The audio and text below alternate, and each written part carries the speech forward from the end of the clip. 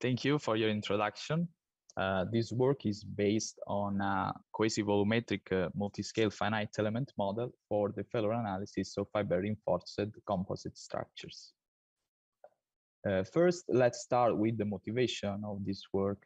As is well widely known, fiber reinforced composites may experience several failure mechanisms ranging from transverse cracking to fiber breakage. In order to simulate such damage events, both phenomenological and micromechanical approach has been proposed in the technical literature.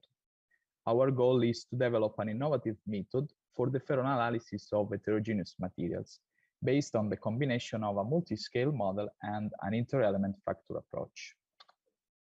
In this slide, we can see a rapid overview of the most used multiscale modeling approach. As known from the technical literature, the most diffuse multiscale models are hierarchical and semi-concurrent models. The first, hierarchical models, known also as classical nonlinear homogenization approach, define only a one-way weak coupling between micro and macro scales, and they are computationally efficient, but not suitable for handling strain localization.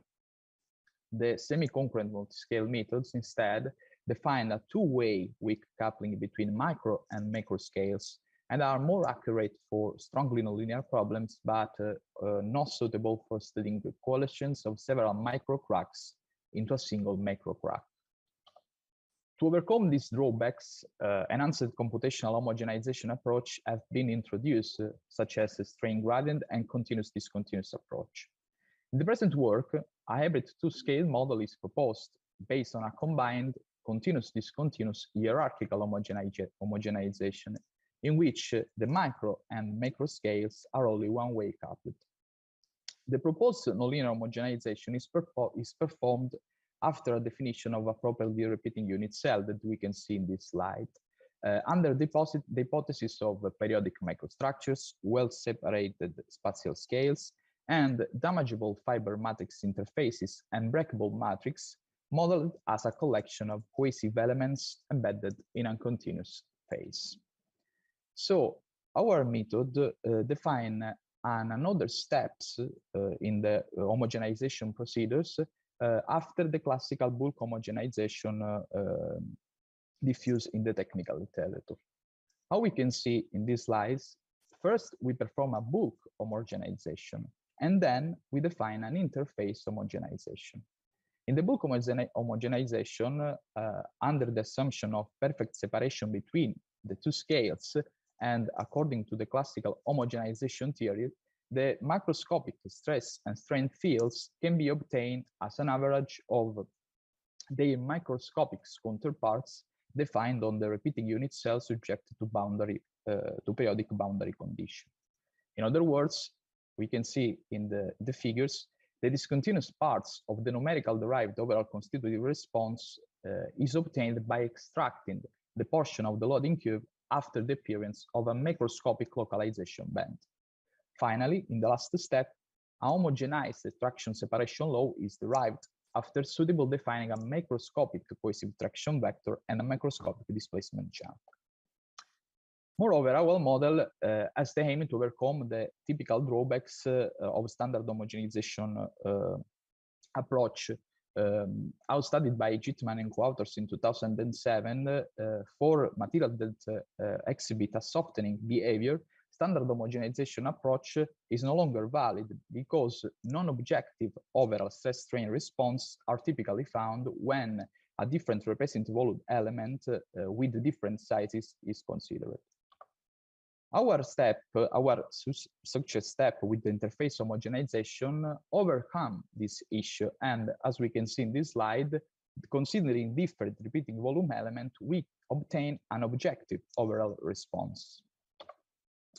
Moreover, in the present multiscale approach, multiple cracking at both the microscopic and the macroscopic scales is accounted for adopting the cohesive volumetric finite element approach.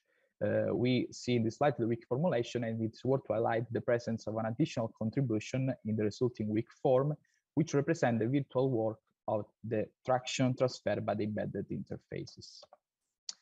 In this part is devoted to the numerical experiments carried out to assess the reliability of the proposed multiscale model. We consider a 3-point bending test performed by Canal et al. You can see in the slide the elastic properties of the material and the inelastic parameters of the cohesive interfaces. We choose a repeating unit cell made of 54% of fibers and with a diameter of 15 microns and distributed in an irregular hexangular arrangement. Here we present the different steps performed on the given repeating unit cell to derive the nonlinear homogenized response. So we evaluated both the undamaged and the damaged moduli tensor.